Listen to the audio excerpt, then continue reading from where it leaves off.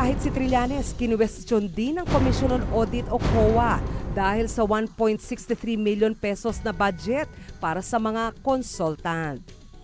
Tinatayang 400,000 to 500,000 pesos ang regular na budget ng senador para sa consultants. Sa COA report ng 2004 ba yun?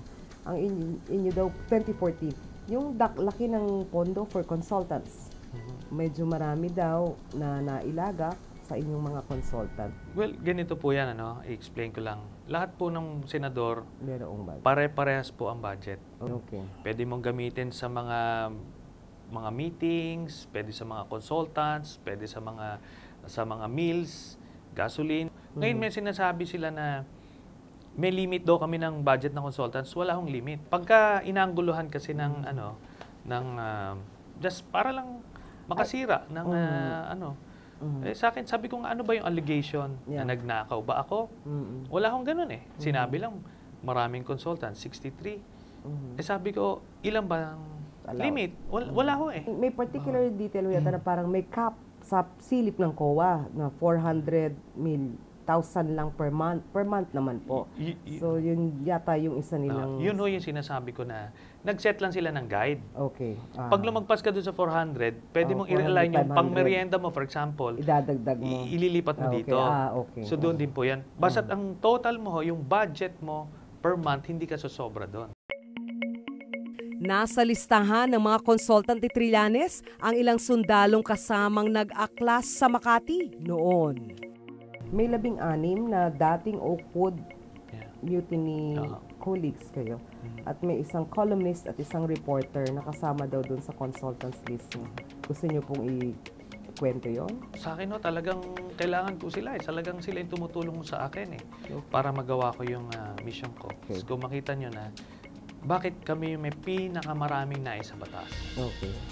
Tapos sa mga posisyon sa bawat issue, very quick kami makakuha ng pulso ng tao. It's because we are rooted sa ground. Okay. Yung aming organisasyon. So yan, ang idea lang kasi natin kasi ng consultant is ito yung mga dalubhasa na talagang kailangan may PhD, gano'n. O abogado. Pero bukod pa sa mga consultant, pinapasahod din daw ni Trillanes ang kanyang kasambahay at driver mula sa pondo ng Senado, ayon sa COA. Wala ho yan. Definitely that's not true.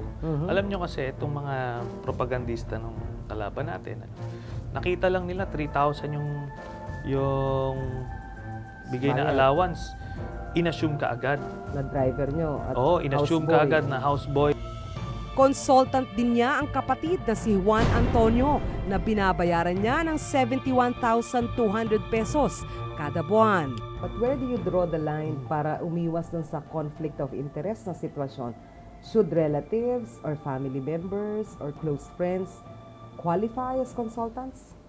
Well, yes. Tinanong ko yan sa COA, kasi sinabi yung kapatid ko nga, consultant.